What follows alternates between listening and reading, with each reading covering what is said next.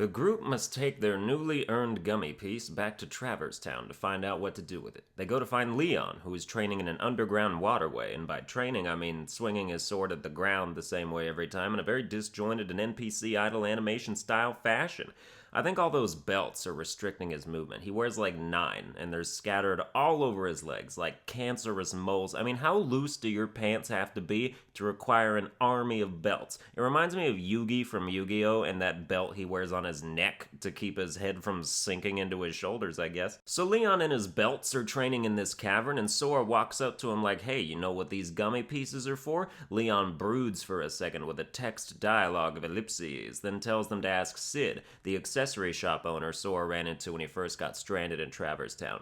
Sora and Co. take the gummies to Sid, who tells them they're navigation gummies that can let them travel to new worlds. He even says he'll install them because apparently he does that, but while they wait for him to do so, he has a favor to ask. Some guy brought him a musty old torn-apart book a while back, hoping he could restore it, and Sid did his best, and now he wants you to deliver the book to the dude who lives behind a door that can only be opened by shooting a fire spell at it, which is the absolute height of convenience.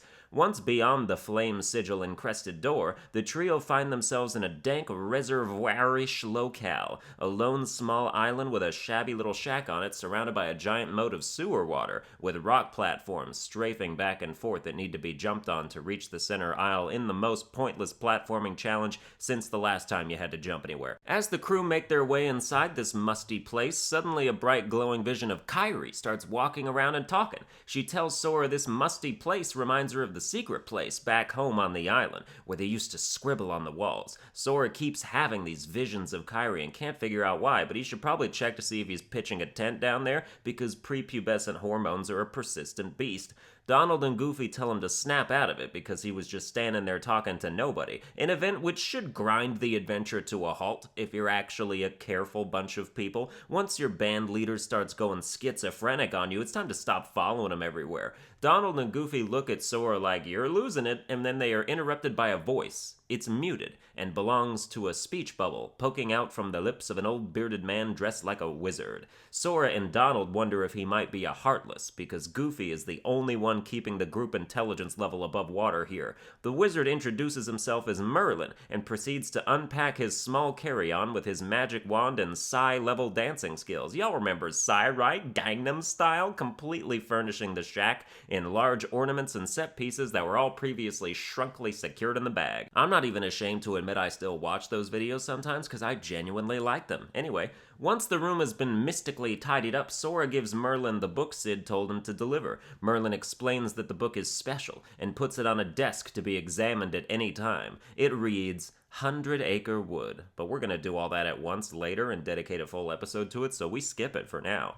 When they walk back through that flame-encrusted door, an extremely familiar face awaits them. Well, one of them. The other two don't know who the fuck it is, but Sora sure do. It's Riku! Sora shows his enthusiasm by running over and sticking his fingers in Riku's mouth, as you do when you miss someone you haven't seen in a while. Sora's like, you're coming with us, right? Then Donald sets the whole rest of the game in motion by saying, no! He can't come! Fuck you, Donald. If anyone's not coming, it's you. Me, Riku, and Goofy will go look for Kairi and the King. You could spend your nights in a Traverse Town bar drinking yourself into a duck stupor.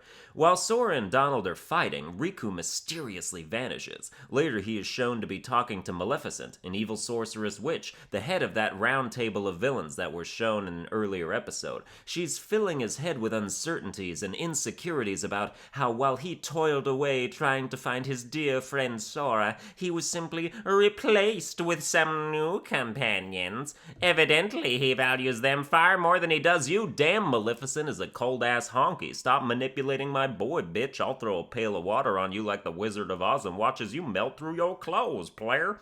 As Sora is talking to everyone in the vacant house they all just moved into for some reason, the Gizmo shop bell rings. Sid tells Sora to go ring it 3 times and see what happens, which is about the oddest, most specific request I could think up unless you already know what's going down afterwards. They go do that, and the backdrop of the 2nd District fountain keeps shifting with each ring until one particular side reveals a glimmering giant keyhole just waiting to take it hard.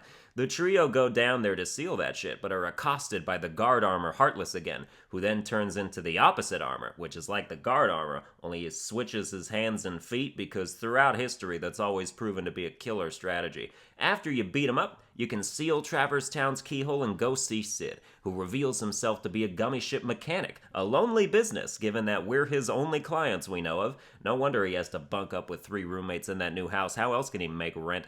Well, that's going to do it for this episode. I hope you enjoyed it. If you did, you can like, share, and subscribe, and I'll see you guys next time.